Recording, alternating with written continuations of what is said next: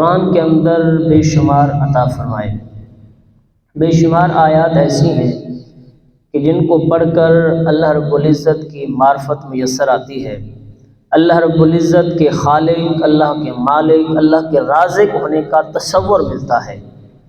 اللہ کی طاقت، اللہ کی غفاریت کا ذکر ملتا ہے۔ تو ان آیات کو جب انسان پڑھتا ہے تو انسان اللہ رب العزت کی طرف متوجہ ہوتا ہے۔ بہت سارے دلائل اللہ نے قرآن کے اندر بیان فرمائے، بہت سارے دلائل اللہ نے محبوب علیہ السلام کے ذریعے احادیث میں بیان فرمائے، لیکن ان دلائل میں سے ایک دلائل انسان کی اپنی ذات میں موجود ہوتے ہیں۔ انسان اگر اپنی ذات پر غور کرے، انسان کی جوانی، بڑھاپا، انسان کی زندگی، انسان کی موت، پیدائش سے پہلے کا مرحلہ، یہ ساری چیزیں اللہ رب العزت کے وجود، اللہ کے ایک حق ہونے پر دلیل عطا کرتی ہیں۔ اور وہ دلائل جو انسان کی اپنی ذات میں موجود ہوں اور ان دلائل پر غور کرنے سے اللہ کی معرفت اور پہچان حاصل ہو، ان دلائل کو دلائل انفس کہا جاتا ہے، یعنی وہ انسان کی ذات میں جو دلائل موجود ہوتے ہیں۔ جو آیت میں نے آپ کے سامنے رکھی اس میں انہی دلائل کا ذکر ہے کہ جب ہم ان آیات میں غور کرتے ہیں، اس آیت میں غور کرتے ہیں تو ہمیں اللہ رب العزت اپنی طرف متوجہ کرتا ہے۔ اس سے پہلے ایک بات ذہن میں نشین کر لیجئے کہ اللہ کی معرفت حاصل کرنا کیوں ضروری ہے۔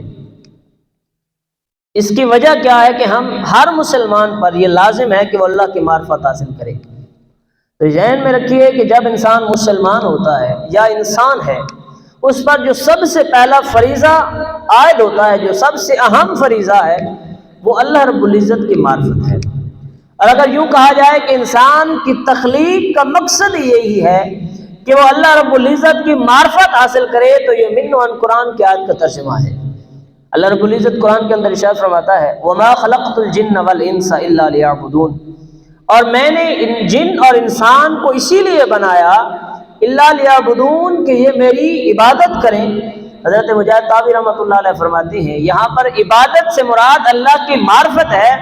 یعنی انسان کی تخلیق کا مقصد یہ ہے کہ وہ اللہ رب العزت کی معرفت حاصل کرے۔ محبوب علیہ السلام کی حدیث پاک ہے، بہت سے اولیاء اللہ نے اس کو مفہوم کو بیان فرمایا کہ اللہ رب العزت ارشاد فرماتا ہے کنت کنزا مخفیا، ارشاد فرمایا کہ میں ایک مخفی چھپا ہوا خزانہ تھا، اللہ کی ذات ایک چھپا ہوا خزانہ تھی۔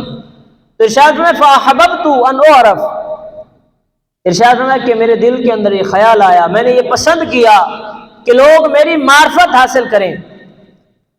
اب اللہ رب العزت نے قرآن کے اندر ارشاد فرمایا کہ ہم نے انسان کو اپنی معرفت کے لیے پیدا فرمایا۔ یہاں حدیث میں وہی مضمون محبوب علیہ السلام بیان کر رہے ہیں کہ اللہ رب العزت ارشاد فرماتا ہے، یہ حدیث قدسی ہے کہ میں ایک چھپا ہوا خزانہ تھا، فاحببت ان اعرف،